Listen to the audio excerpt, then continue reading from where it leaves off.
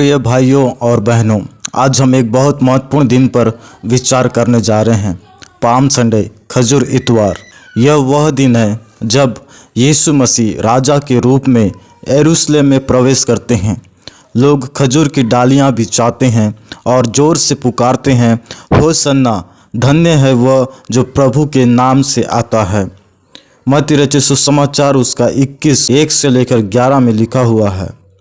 Palm Sunday मत्ती 15:8 में लिखा करें, पाप को छोड़ें, एक दूसरे को क्षमा करें और शुद्ध जीवन जिएं।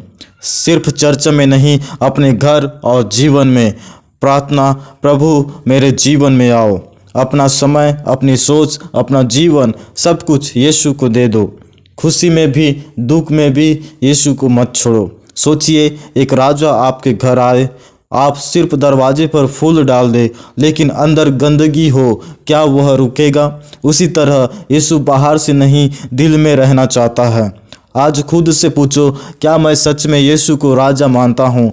क्या मेरा विश्वास परिस्थिति पर निर्भर है? क्या मैं सिर्फ बोलता हूँ या जीता भी हूँ? क्या मेरा दिल यीशु के लिए तैयार है? पाम संडे हमें याद दिलाता है, यीशु राजा है, वह नम्र है, वह हमें बचाने आया है। लेकिन सवाल है, क्या हम उसे सच में स्वीकार करेंगे? सिर्फ होसन्ना बोलना आसान है, लेकिन क्रूस तक उसके साथ चलना मुश्किल है। एक बार की बात है, एक शहर में खबर फैल गई कि एक महान राजा उनके शहर में आने वाला है। लोग बहुत उत्साहित हो गए, सबने तैयारी शुरू कर दी।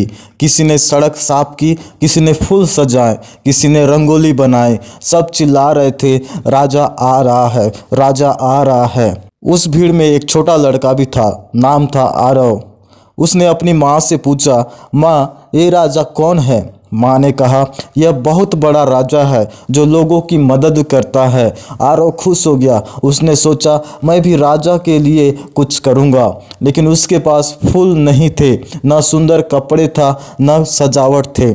बस उसके पास एक छोटा सा दिल था। राजा शहर में आया, लेकिन कुछ अजीब था। वह घोड़े पर नहीं, बल्कि एक साधारण गधे पर बैठा था। लोग थोड़े हैरान थे, पर फिर भी चिल्लाने लगे, होसन्ना, होसन्ना। उन्होंने खजूर की डालियां बिछाई, उन्होंने अपने कपड़े रास्ते में डाल दिए। पूरा माहौल खुशी से भर गया। लेकिन उस भीड़ में कुछ लोग ऐसे भी थे जो सिर्फ दिखावे के लिए चिल्ला रहे थे। उनके दिल में सच्चा सम्मान नहीं था। आज खुश, कल भूल जाने वाले थे। आरव चुपचाप देख रहा था। उसने सोचा, मेरे पास कुछ भी नहीं है देने के लिए। फिर उसने अपनी आंखें बंद की और धीरे से कहा, राजा जी, मेरे पास फूल नहीं है, मेरे पास कपड़े नहीं हैं, लेकिन मैं अपना दिल आपको देना चाहता हूँ। राजा धीरे धीरे आगे बढ़ रहा था। अचानक वह रुक गया। उसने भीड़ की ओर नहीं देखा, बल्कि उस छोटे लड़के की ओर देखा।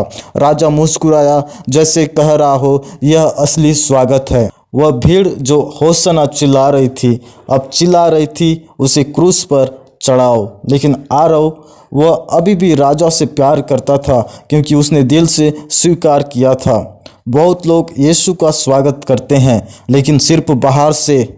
सच्चा स्वागत वह है जब हम अपना दिल उसे दे देते हैं।